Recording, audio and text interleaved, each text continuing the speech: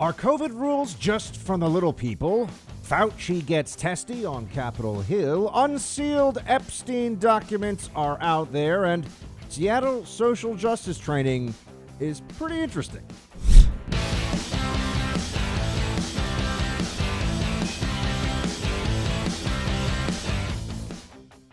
Welcome, everybody, to the Buck Sexton Show. Great to have you here on this Friday. I cannot believe it is almost August. The time is flying by. The height of the election cycle is just around the corner, and it does feel a bit like Groundhog Day because the same two topics or so dominate the headlines across the country. We're going to try to mix things up quite a bit today. We also will get to your calls later on via voicemail in our roll call, so stick around. Let's start with this. One of the biggest complaints that I've had has been the clear double standard when it comes to COVID rules. As you know, we will have this steady drumbeat day in and day out of COVID is this horrific pandemic that's killing all these people. And if you even question any of the rules, question any of the regulations, you're a bad person. Right? You're a science denier. You're someone that cannot be trusted. And I keep seeing that the rules are applied unevenly in a way that's so blatant that the people that are one day lecturing you, the next day, they don't even try to really defend it. They just go, well, you know, what can you do? What can you do?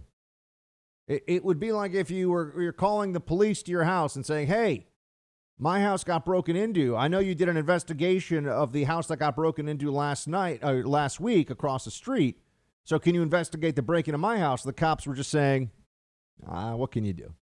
And it's a question that nobody really has a very good answer to. If people don't enforce the law evenly, there are not a whole lot of ways that you can have that addressed. If people don't enforce rules and regulations in a fair manner, you can certainly criticize it as we do. You can raise your voice about it, but there's no easy mechanism for the elimination of good faith in the enforcement of laws and the usage of state power. It's very, very challenging.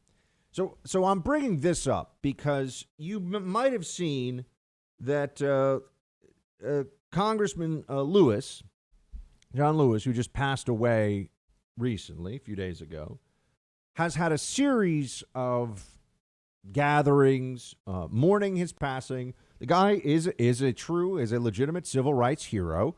He's also been a member of Congress for a long time. He's a Democrat, so he's had various phases in his life. But he's received a true hero celebration multiple times over.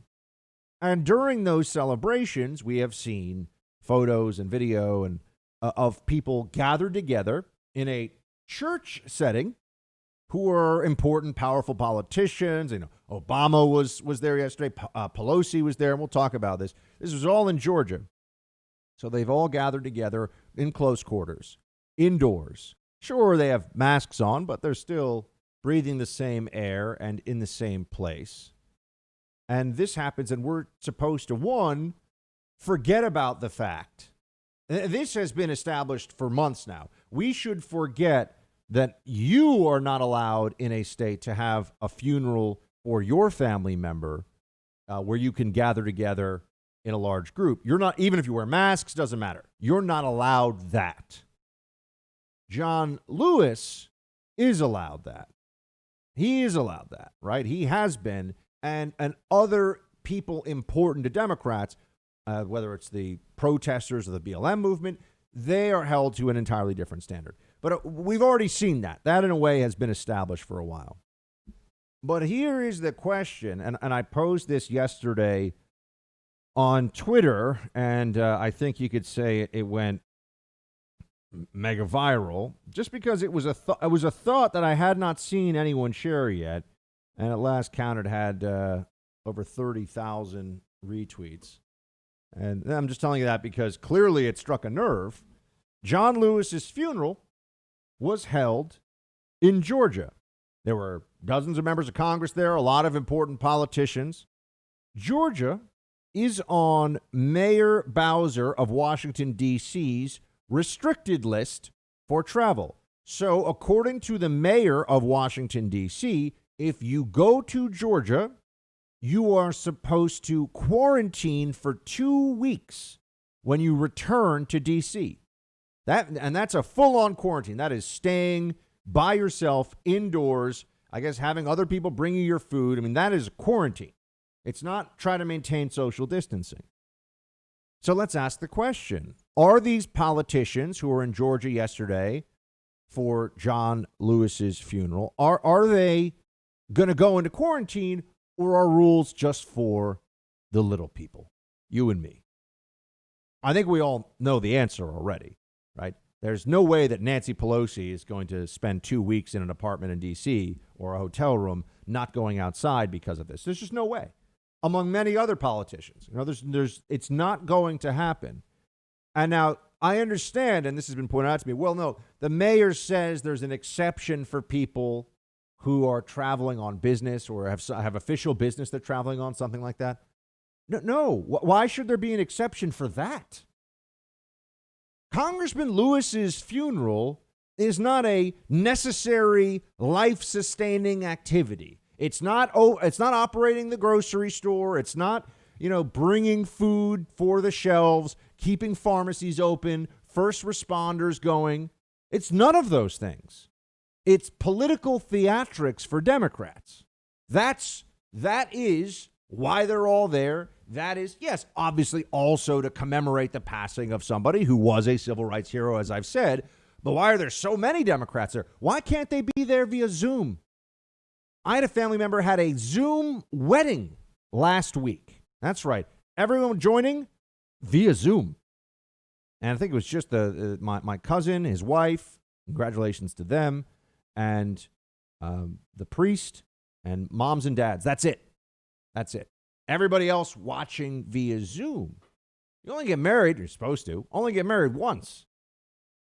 But for that, you have to watch it on a video. Why can't they celebrate? If it's good enough for you to go to church via video, isn't it good enough for you to be present for John Lewis's funeral via video? Or for your own family member? No, different rules. Why? Because of exactly what I said, the political theatrics of Democrats being present there. This was just too darn important in their eyes. But that then raises a problem for us. For anyone who's looking at this honestly and openly, why, someone do please explain to me, why do they change the rules about a pandemic, about disease that can kill people and is killing and has killed a lot of people in this country? Why should those rules shift based upon the worthiness of someone's political needs? I think the answer is, of course, it shouldn't change at all. That's very obvious. But here's the part of this we're getting far too used to. Everything I've said, this is true. I'm right. That's why this went mega viral. We all know the politicians are not going to quarantine. You would have to quarantine. If you want to go see a family member and then go back to D.C., or if you go somewhere, I'm going to be in North Carolina in a few weeks, I'm going to be told to quarantine when I come back to New York because I'm not super important. But these Democrats that all showed up, and there were Republicans there too at the funeral, but these politicians, they'll go back and just go about their jobs, and we're supposed to think that that's acceptable. They're not life-sustaining activities. They're not frontline workers, first responders, none of that. Just really important. Exactly what we saw with the BLM protests in the streets and public health officials who were saying, but this is really important. I know we've been terrifying you and telling you that life as we know it is over, that civilization is collapsing, that if you don't wear a mask, you're a moral monster. I know we've been telling you all that, but I mean, BLM is really important. That was the argument. That is what happened in front of our very eyes. And now we're seeing another version of it with if you are part of a celebration of a man's legacy at a funeral that is important to the Democrat Party, the rules don't apply. And if the rules don't apply for that, what that tells all of us is that they don't take these rules seriously for themselves because they don't really believe it's as lethal and it's as impossible to live through this era as they are telling us when they want us to obey the rules. There's no other way to interpret this, right? This is the hypocrisy that is so central to Democrats, not only on COVID, but on a whole range of issues. That's what we see going on here. And I'm sorry, but I still think there should be a lot more outrage, a lot more anger about how the rules when it comes to a disease like this, if somebody really has convictions, if they are convinced that the only way to stop this is with the most severe restrictions, the most consistent mask wearing and hand washing and social distancing, whatever the economic and psychological costs. If they really believe all that, but then they stop believing it the second that there's something they want to see done and they want to see talked about later on MSNBC or CNN because it's important to Democrats, they're frauds. And I'm here to tell you, I'm here to remind all of you that there are a whole lot of people, millions of them out there, who have a dissonance. They have a cognitive dissonance. They cannot bring together the two sides of this because they're absurd. Don't do what we say and you're a monster because the disease is so dangerous. But then we're not going to do what we tell you to do because the disease becomes less dangerous suddenly when wokeness is at issue, when social justice is the purpose of the gathering. COVID-19 doesn't care about social justice, my friends. I can't believe we're losing our home that we didn't sell. That's what Deborah said when she found out that she was the victim of home title theft, which is a crime that can actually cost you your home. Here's how it works. The bad guys find your home's title online. Then they forge your signature stating that you sold your home to them. You often won't find out about this until either payments show up or they just send you an eviction notice. You got to go with Home Title Lock if you want to be protected from this growing crime. Home Title Lock can protect you by creating a virtual barrier around your home's title. Don't wait. Don't find out when it's too late. Go today to HomeTitleLock.com. Use code BUCK for 30 free days of protection. Again, go to HomeTitleLock.com and you can find out if you're already a victim of this and don't even know it. HomeTitleLock.com and use code BUCK for 30 free days of protection.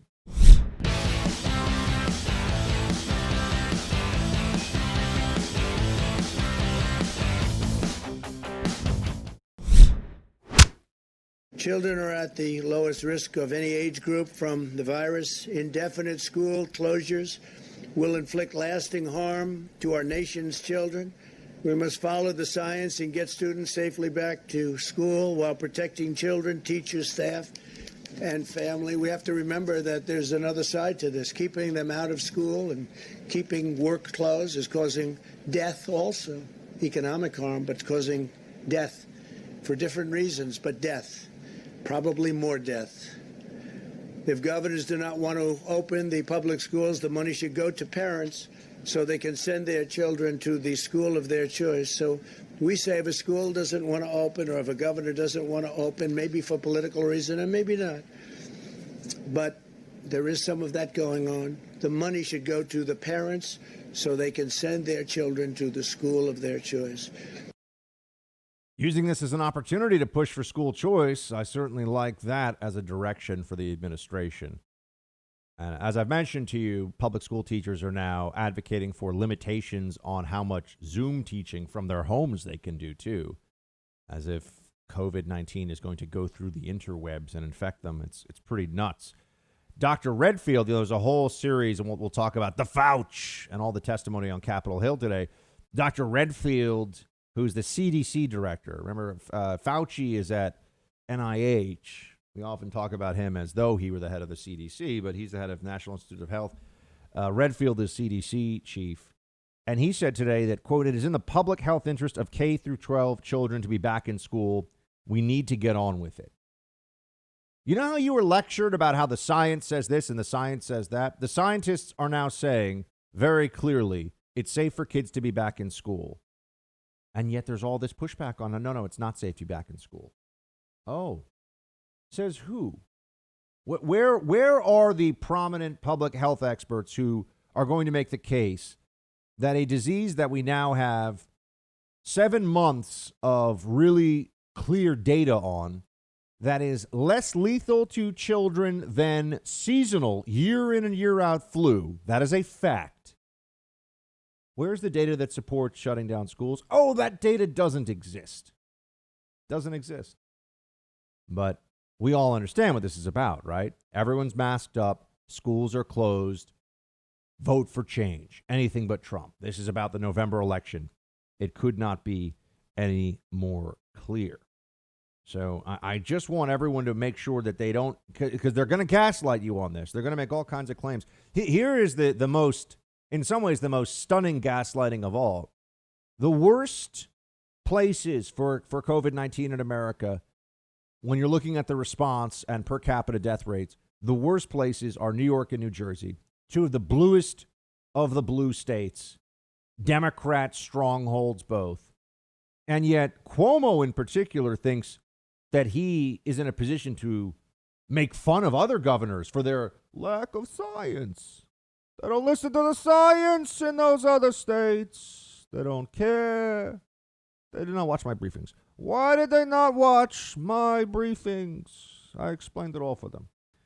Turns out that's very much not true. But you have former presidential candidate who I think was on a track. He was presidential candidate for the Democrats. He was on track to get at least hundreds of votes across the country. I mean, he probably would have broken 4 digits if he had stayed in the race, so he really missed out. Seth Moulton. And here's a discussion that he has with Amy McGrath of Kentucky, where he just continues to spread the nonsense and the lies about who's doing badly against this disease. Play clip 1. And we certainly have this perception in the Northeast that all the red states are, they're getting what was coming to them because they refused to follow these mandates, and they're playing politics with this rather than listening to the science. They getting what was coming to them in the red states. Does he try to explain? Do the libs want to explain to us why California is having all-time high numbers of COVID cases right now? Do they want to explain why it is the fault of red state America that Florida, which is a 50-50 Democrat-Republican state, Florida is having its all-time high cases? But even more importantly than that, both of those states, and also Texas and Arizona, have been far more effective when you look at the single most important metric of all of this, which is mortality. New York and New Jersey were, I don't know how else to put it. It was carnage here. I mean, it was a COVID bloodbath in New York and New Jersey for 90 days. And it was unbelievable the numbers we're seeing and how many people were dying here. Things right now have escalated in those other states. I believe it's because that this disease, this is just my belief. I believe this disease is very hard to stop the spread of, and that it is now just in New York and New Jersey, we're at relative herd immunity, not perfect, but some degree of herd immunity because the disease spread so much, and these other states are now getting it. And I can't tell you why some countries have been hit terribly by this around the world and others haven't. And there's a lot of, there are some additional lockdowns in countries right now that we were told, they've handled it so well. But one thing I can tell you for sure, the blue states are in no position whatsoever to point fingers at red states and say, see, we followed the science. Bill O'Reilly here, and I need your help. Millions of Americans who believe that the USA is a noble nation are furious about what they're seeing in the streets. They're angry about anarchy being enabled by a dishonest media that is promoting hatred toward America. That's why we launched the Stand Up for Your Country campaign on BillO'Reilly.com. I knew it was going to be big. I didn't know it was going to be this big. We've had hundreds of thousands of signups, and we are flooding the zone with new stickers. Folks love these stickers. But most importantly, we have a philosophy. America is a good country, And we are going to prove that to you night after night. We hope you'll become a premium member on BillO'Reilly.com so you can access everything we do and join the campaign. But if you don't want to do that, just come on in and read what we have.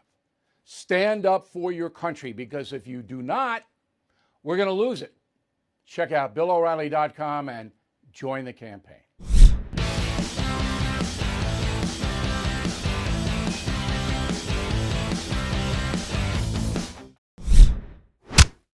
Oh, I mentioned Barack Obama at John Lewis's funeral, and I didn't want, because the biggest issue for me was just the lack of social distancing at the funeral, and then also the return of all of these possibly infected, including a whole lot of senior citizens who may be infected, members of Congress, returning to D.C., even if they tell you there's some carve-out in the order that it doesn't matter. It shows you that they're unserious about this being a universally applicable quarantine regulation.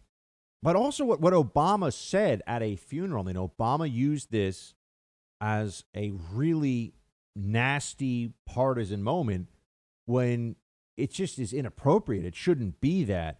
Here is what former President Obama, I think, can we just say Obama? Why do we have to? I don't like when people call people, and this is true, you know I feel this way. Those of you who've been listening to me for a while, I don't like calling people ambassador who are no longer ambassador. I don't like calling people president who are no longer president. The only exception I have for this is, I think, if you want to keep your military title as an honorific after you've retired, that I'm okay with.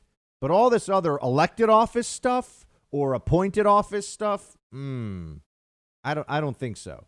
I don't think that you get to be called Mr. President your whole life when you're no longer president. I think that's a weird precedent. And anyway, so Obama, U.S. citizen Barack Obama, there you go, said the following at this funeral for John Lewis. Play clip 2. He knew from his own life that progress is fragile, that we have to be vigilant against the darker currents of this country's history, of our own history, with their whirlpools of violence and hatred and despair that can always rise again. Bull Connor may be gone, but today we witness with our own eyes police officers kneeling on the necks of black Americans. George Wallace may be gone, but we can witness our federal government sending agents to use tear gas and batons against peaceful demonstrators. Reckless lies from Obama. Not the first time and certainly not the last. Obama is really a fluid, really a talented liar. That was one of his main skills when he was president. To say that George Wallace may be gone, but we can see our own federal government using tear gas and batons against peaceful demonstrators, where was that happening? I just want to know which situation we're talking about, because every time they say this and we look at the facts, no, they only use force against rioters. When you are at a protest and you start attacking cops and destroying property, you're a rioter. You're no longer a peaceful, and notice the usage of the word demonstrator to soften it up even a little bit more. Oh, they're not even protest. Protest sounds a bit more aggressive. They're demonstrators. They're just conversationalists gathering together in the street. They just want to have a chat with everybody. Except when they're throwing bricks at cops, when they're using lasers to try and permanently blind federal officers. I've said it before. If I thought someone was trying to blind me and I had lethal means at my disposal, I would use those against that person to stop them from blinding me. And I would not think twice, and I would not feel guilty for a second. But we're told that these protesters, because they're only throwing bags of urine and feces at federal agents protecting courthouses, they're the bad guys. Look, we had DHS number 2 Cuccinelli on the show yesterday. I've talked to Chad Wolf. Chad Wolf came on this show before he came on a whole lot of other ones, the acting director of DHS, to tell us exactly about this phenomenon, about this situation. And I thought the most important part of what Cuccinelli told us on the show yesterday was that you had Democrats who are so disconnected from the truth that it's stunning when they actually get a DHS briefing on what's happening. And then even after they've been confronted with the truth, after they've been spewing lies, then they go out and knowingly spew the same lies about how these are peaceful protesters. And that's what we mean by narrative. That's what we mean when we talk about the Democrat dishonest narrative regarding all these protests and all this police stuff that's going on. But Obama played right into it. And let's remember, the BLM movement started under the Obama administration. It was Obama who elevated the George Zimmerman case to being a national, a national outrage. When Trayvon Martin and George Zimmerman, it was a guy who, clearly has, Zimmerman clearly has problems, who under any other designation, when the media talks about someone's race or ethnicity, would have been considered Hispanic. But his last name was Zimmerman, so they called him a white Hispanic, even though you see this guy, you'd say, he's Hispanic. And he's not a police officer, but Trayvon Martin doesn't like this guy. They have an exchange. They get into a fight. Trayvon Martin starts bashing his head on the sidewalk. This is what all the evidence pointed to. This is what was found by the investigators looking at this. You're bashing someone's head into concrete. They have a gun. Guess what? They're going to shoot you. And that is what happened. Should George Zimmerman have been following Trayvon Martin? We've talked about this so many times on the show years ago. But remember Barack Obama, if I had a son, he would have looked like Trayvon. Well, that's really throwing gasoline on the fire here intentionally, right? To sort of personalize this as though it was the president's own son who was attacked. And remember the photos that they were using of Trayvon Martin? The photos you would always see in the media, he was about 12 years old and in a cap and gown and smiling. And you think, how could anyone have murdered this angelic young boy? Oh, and then the photos started to circulate about how, he was actually 18, 6 feet tall, and 180 pounds, and, bashing someone's head into the sidewalk, and there were bloody wounds on the guy's head from it. But that wasn't what the media wanted you to think. Oh, the same thing with Mike Brown. How many of you have seen all the Mike Brown photos where he's in a cap and gown? That's the only photo the media could find. He's in a cap and gown. I got to tell you, there were a lot of other photos. And photo choice, as anyone in the media knows, is a huge signifier of what they're trying to tell you and what the story is supposed to be about. You look at a left-wing site, they'll pick the ugliest photo of Trump they can, the most angry-looking photo of Trump for stories all the time. And it's true of conservatives as well. We'll pick stories where, Pelosi looks like she's on her third bottle of Chardonnay for the day. That's just the way this goes. But let's all live in reality. Let's all be adults about this. The choice of the photo clearly matters. But I'm getting deep into this because Obama was reckless in his discussions about these issues. He was always throwing cops under the bus. Did not help.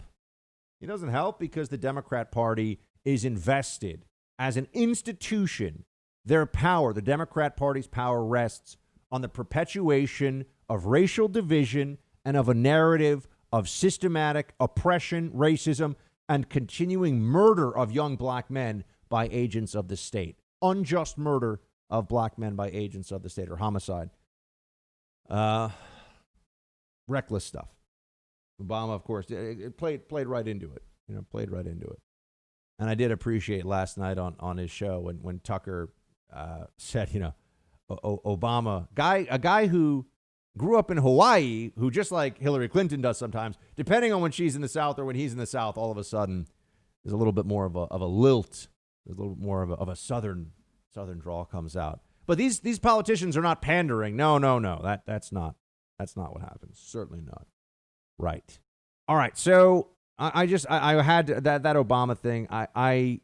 Because, I was telling you yesterday about what an effective brand he is for Democrats. And I have to always remember, sometimes I try to see things through the eyes of our ideological opponents and speak about it in a way and people forget, wait, what is he saying? Yeah, Obama's effective for getting Democrat voters out. Obama was never effective in the least at governance or at unifying.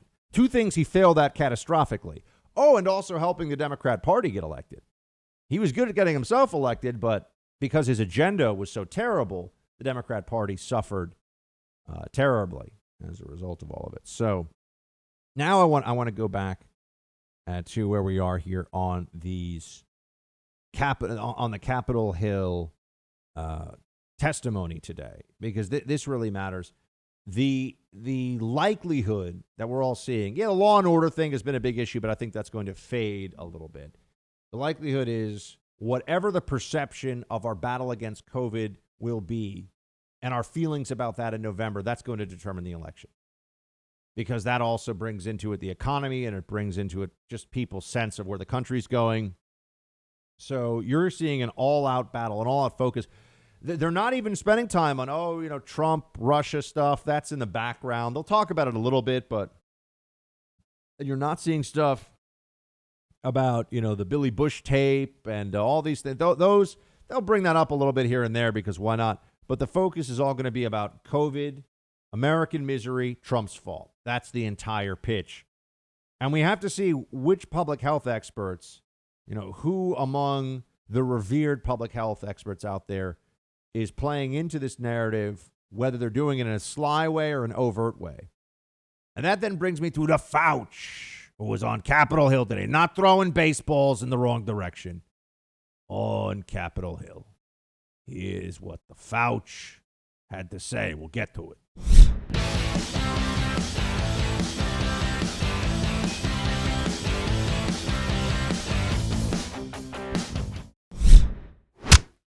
So how is it all going today down on the Hill when things got feisty with FAUCI? The mitigation is not perfect. We got a lot of cases. I keep telling you, do the things, wash the hands, wash them a lot. I prefer soap that has kind of a fancy smell, but doesn't matter how fancy the smell is. You just wash your hands. And, we'll learn in time more about the virus. We don't know enough right now to tell you that much, but we know that mitigation through masks is good. All that kind of stuff, right? We know about the FAUCI with all this. Here is the most interesting moment today. Because he doesn't have really much to tell us at all. They're hoping for a vaccine at the end of the year. They got a lot of vaccine candidates. They're in phase 3 clinical trials with a couple of different, vaccine candidates. The whole world's working on this. Our therapeutics right now are pretty crappy. Remdesivir helps a little bit in that it makes a shorter hospital stay, but it's not like remdesivir is going to save you necessarily. And then there's obviously hydroxychloroquine. We've been talking about that all week. What does Fauci say, though, if he's going to constantly be the voice of warning, which is what he is? He's the one who's always out there telling us that we've got to listen to the health experts, to the data and the science. That's what we're told, data and science. Okay. What about these massive protests that keep popping up, that keep happening in cities across America? He will say, well, I'll let Jim Jordan pose this one to him. You'll hear the exchange, and then we'll make some sense of it. Play clip 20. Chairman, Dr. Fauci, do protests increase the spread of the virus? Do protests increase the spread of the virus? I think I can make a general statement. Well, 500,000 protesters on June 6th alone. Yeah. I'm just asking that number of No. people, does it increase the spread of the virus? Crowding together, particularly when you're not wearing a mask, contributes to the spread of the virus. Should we limit the protesting? I'm not sure what you mean. How do we say limit the protesting? Should government limit the protesting? I don't think that's relevant to. Well, you just said if it increases the spread of the virus. I'm just asking, should we limit it?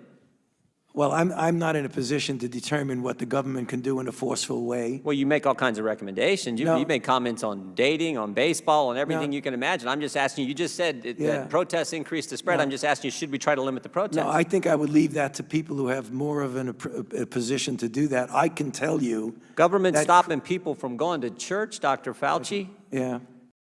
Yeah. So here you have exactly what a lot of us have been thinking is the case all along. He'll say, in general terms, that crowds contribute to the spread of the virus. Yeah, we already know that. But he won't say that, yes, specifically protests have contributed to the spread of this virus. He won't say it. Why will he say one and not the other? He wants us to make that, he's going to leave it to us, I should say, to make that very logical conclusion. But what's the harm in just saying it? Why not just come out and say, yes, these protests have definitely spread virus? How many news stories have you seen about even a single person who has gotten the virus from protesting? Are we to believe? Are we to believe that no one got it from these huge gatherings of people very close together? I know they were outdoors. I know they're wearing masks, but they were shouting and screaming and in close quarters for a long time. You know, I'm not of the mind that it's safe to be outdoors. You know, if somebody had the flu and we're outside, I wouldn't say, oh, it's okay. Shout in my face right next to me because we're outside, right? So, I mean, there are limits to all of this. It's all about what your risk tolerance is and should be. And that then brings me to why, if we're supposed to be so concerned about the continuing spread of this virus, although it does seem like the curve is starting to go down in Arizona, it seems like the curve maybe has peaked and is going down in Florida. If we're so concerned about all of this, why aren't we willing to say, hey, guys, lay off on the protests? Why are protests essential activity right now? And church is not. That's the fundamental question. Democrats have no answer for this. Oh, we know the answer. It's because protests are useful to Democrats, and they like them. They like these protests that are really all based in this fairy tale that cops are murdering unarmed black men in large numbers year in and year out in America. That's a lie. But the protests appeal to this Democrat sense of grievance politics and oppression theory. So they won't ever say anything directly against the protests. And I just think that it's unreasonable for anyone to think that we're not going to see this and take note of this and factor it in to how willing we are to continue to listen to all this stuff. I mean, those of you who are in Texas right now, who are in California's been strict all along, but who are in Texas, who are in Georgia, who are in the Carolinas, you're now seeing what it's like, what we were dealing with in New York, with the lockdowns and the panic that was going on. And it shows you that even in states that aren't as wildly left-wing as New York, if there's enough fear and if the media can create a narrative, all of a sudden they'll do these shutdowns. You know what Dr. Redfield said today? And no one ever really focused on this, which I thought was an important point. He said that if we just do a few things, if we just do if we just do masking, no large gatherings, there were a couple of them, and just do those things, it's as effective as an all-together lockdown. Oh, gee, I'm glad they figured that out now. So, I mean, the true shelter-in-place lockdown was completely unnecessary. That's what the CDC director said. We never had to do that. We did that. Is there going to be any accounting for that? This is what his own CDC analysis says. The all-out shelter-in-place that we had to go through in New York and a lot of other states was unnecessary. You get the same effect if you just do some of the basic stuff that we're now talking about.